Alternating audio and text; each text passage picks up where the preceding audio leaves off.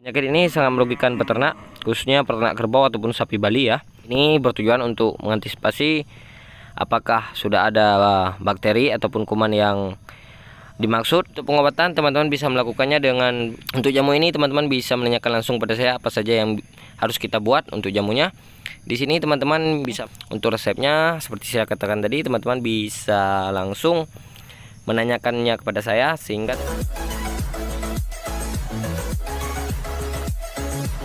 Assalamualaikum warahmatullahi wabarakatuh. Berjumpa lagi di SKD Farm. Hari ini kita akan bahas perihal penyakit ngorok ataupun Septicemia epizootica, yaitu penyakit SE yang disebabkan oleh kuman. Penyakit ini sangat merugikan peternak, khususnya peternak kerbau ataupun sapi Bali ya. Karena rata-rata yang menyerang penyakit ini yaitu sapi Bali dan juga kerbau. Untuk kumannya teman-teman bisa lihat seperti ini jenis kuman yang menyerang ternak teman-teman, dan kuman ini bersifat akut ataupun menular ya melalui pakan, terus alat-alat kandang dan juga transportasi ternak. Untuk sapi Bali teman-teman bisa menggunakan beberapa obat untuk mengantisipasinya, namun di sini teman-teman harus diketahui juga bahwasanya jika ternak sudah terserang penyakit SE ini, penyembuhannya sangat kecil, hanya 10% dan 90% biasanya gagal. Jadi biasanya jika sudah terserang SE, peternak sering melakukan pemotongan ataupun menjual kerbaunya dengan harga yang sangat murah. Jadi pertama-tama di sini yang harus dilakukan adalah menghubungi petugas peternakan yang ada di kabupaten ataupun di kecamatan masing-masing untuk melakukan pengambilan sampel darah. Ini bertujuan untuk mengantisipasi apakah sudah ada bakteri ataupun kuman yang dimaksud, sehingga nanti ternak teman-teman bisa lebih dikontrol oleh pemerintah dan bisa dilakukan vaksinasi. Untuk vaksinasi teman-teman harus rela memberikannya dengan sukarela dan mendukung kegiatan pemerintah ini, karena vaksinasi ini akan dilakukan 1 tahun sekali di wilayah yang sudah terpapar penyakit SI ataupun penyakit ngorok. Ciri-ciri awal penyakit ini beragam, diantaranya busung, pembengkakan limpa ya ataupun di bagian bawah leher, terus keluar air liur, mata berair, nafsu makan menurun dan juga lesu.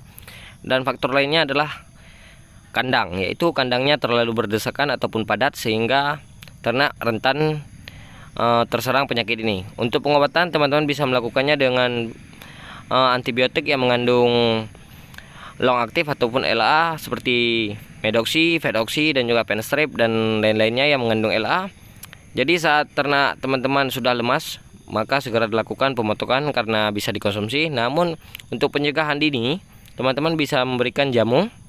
Untuk jamu ini teman-teman bisa menanyakan langsung pada saya apa saja yang harus kita buat untuk jamunya. Di sini teman-teman bisa melihat bahwasannya kerbau yang sudah terserang langsung diberikan jamu. Untuk jamu ini teman-teman bisa membelinya di toko online ataupun di toko peranakan dan juga bisa membuatnya sendiri. Untuk resepnya seperti saya katakan tadi, teman-teman bisa langsung menanyakannya kepada saya sehingga teman-teman bisa memberikannya dengan rutin ya. Maksimal 1 minggu 3 kali pemberian jamu ini untuk meningkatkan imun tubuh ternak agar lebih kuat dalam menahan serangan kuman yang sedang mewabah saat ini. Lalu teman-teman harus tahu juga bahwasannya lalu lintas sapi sangat berpengaruh dalam penyebaran penyakit ini, terutama transportasi yang digunakan tidak didesinfektan ya. Dan juga teman-teman harus mengerti memilih sapi, bahwasanya jika sapi yang berasal dari luar pulau ataupun luar kabupaten harus lebih jeli dan juga hati-hati. Untuk lalu lintas ternak ini pemerintah sangat berperan dalam mengantisipasinya, sehingga mobil-mobil yang membawa ternak harus didesinfektan seperti ini ya, teman-teman bisa lihat. Dan juga teman-teman bisa melakukan desinfektan kandang sendiri beserta menyemprotkan sapi, tempat pakan, minum dan juga peralatan lainnya yang digunakan untuk peternakan teman-teman. Ini sangat berfungsi bagi kerbau dan juga sapi, khususnya sapi Bali, dan teman-teman bisa melihat apa saja obatan yang bisa digunakan untuk desinfektan, terutama yang paling bagus ini menurut saya dan sangat ampuh untuk membunuh bakteri dan kuman ya, yaitu Rodalon. Rodalon ini memiliki dua variasi, yang 100 ml dan yang 1 liter. Itu tergantung teman-teman mau membeli yang mana, dan juga tergantung luas kandang teman-teman. Untuk kuman ini bisa dibunuh dengan menggunakan obat yang mengandung sulfa. Maksudnya di sini yang mengandung sulfa ini adalah untuk mencegah penyebaran bakteri semakin meluas ataupun perkembangan kuman yang meningkat. Ini di sini teman-teman bisa memberikan Kolibag bolus, Sulfastrong, Kolibag injeksi ya. Jadi tinggal disuntikkan saja. Jika ternaknya banyak, teman-teman bisa menggunakan injeksi ataupun yang bolus. Harganya pun lebih murah jika yang bolus. Dan jika ada vaksinasi yang dilakukan oleh pemerintah dengan gratis, maka teman-teman harus mengikutinya. Jangan teman-teman melarang pegawai pemerintah untuk melakukan vaksinasi pada kerbau teman-teman ataupun kerbau tetangga teman-teman, karena ini sangat berperan penting dalam pencegahan penyebaran penyakit ngorok ataupun SE ini. Sehingga vaksinasi sangat berperan penting dalam penanganan penyakit SE. Sebelum sapi teman-teman terserang SE, maka vaksinasi sangat dibutuhkan di sini ya. Namun jika sudah terserang, maka pengobatannya harus menggunakan obat-obatan tertentu yang direkomendasi oleh dokter hewan ataupun petugas lapangan.